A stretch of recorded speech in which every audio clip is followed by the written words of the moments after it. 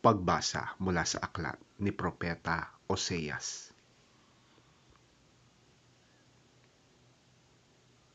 Manumbalik ka, Israel, kay Yahweh na iyong Diyos. Ang pagbagsak mo ay bunga ng iyong kasamaan. Dalhin ninyo ang inyong kahilingan. Lumapit kayo kay Yahweh. Sabihin ninyo sa Kanya, patawarin po ninyo kami. Kami iyong kahabagan.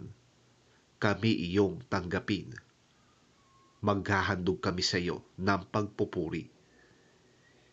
Hindi kami kayang iligtas ng hukbo ng Assyria. Hindi kami sasakay sa mga kabayo nila.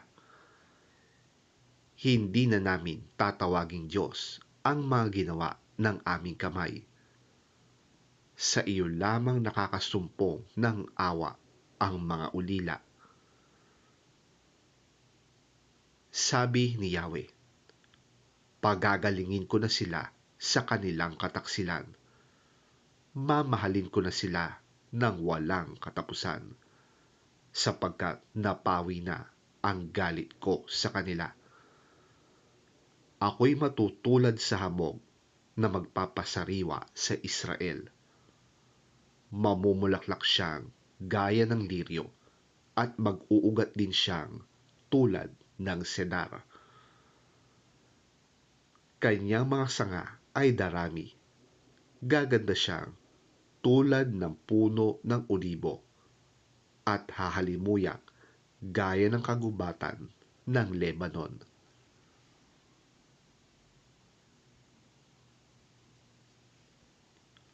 Magbabalik sila at maninirahan sa ilalim ng aking kanlungan. Sila yayabong na gaya ng isang halamanan, mamumulaklak na parang puno ng ubas, at ang bangoy tulad ng alak mula sa Lebanon. Ephraim, lumayo ka na sa mga Diyos-Diyosan. Ako lamang ang tumutugon at nagbabantay sa iyo. Ako'y katulad ng sipres na laging luntian, at mula sa akin ang iyong mga bunga. Unawain ng matalino ang mga bagay na ito, at dapat mabatid ng mga marunong. Matuwid ang mga kaparaanan ni Yahweh, at ang mabubuti doon lumalakad.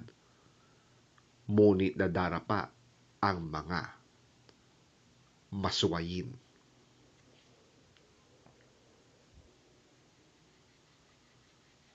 Ang salita ng Diyos. Salamat sa Diyos.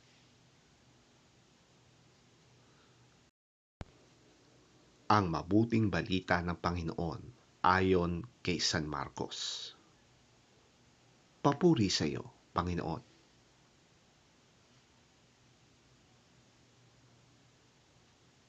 Ang kanilang pagtatalo ay narinig ng isa sa mga tagapagturo ng kautusan na naroon.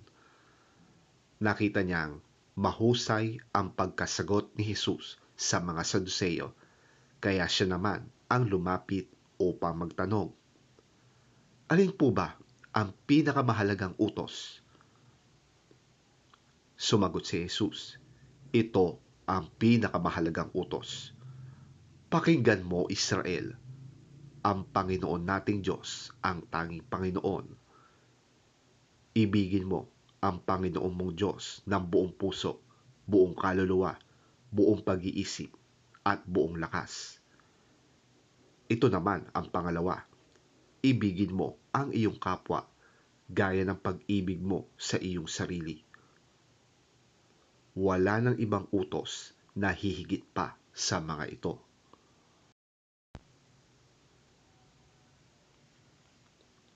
Wika ng tagapagturo ng kautusan. Tama po, guro. Totoo ang sinabi ninyo. Iisa nga ang Diyos at wala nang iba liban sa Kanya. At higit na mahalaga ang umibig sa Kanya ng buong puso, buong pag-iisip at buong lakas. At ang umibig sa kapwa gaya ng pag-ibig sa sarili, kaysa magdala ng lahat ng handog na susunugin at iba pang mga alay. Nakita ni Jesus na maganda ang sagot nito, kaya't sinabi niya, "Hindi ka na nalalayo sa kaharian ng Diyos." At mula noon ay wala nang nangahas na magtanong kay Jesus.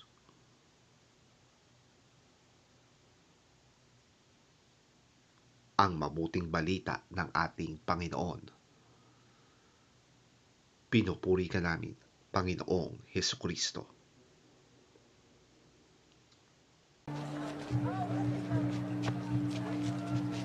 One of the teachers of the law came and heard them debating.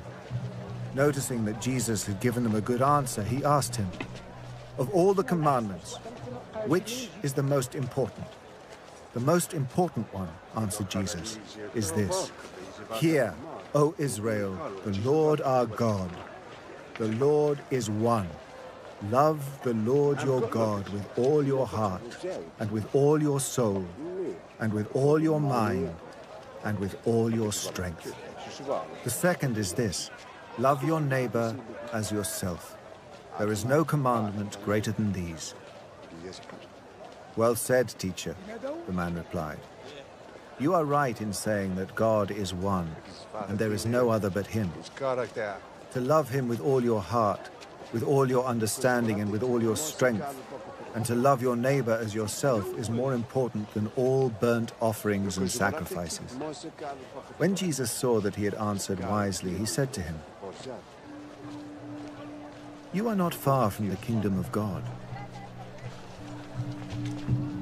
And from then on, no one dared ask him any more questions.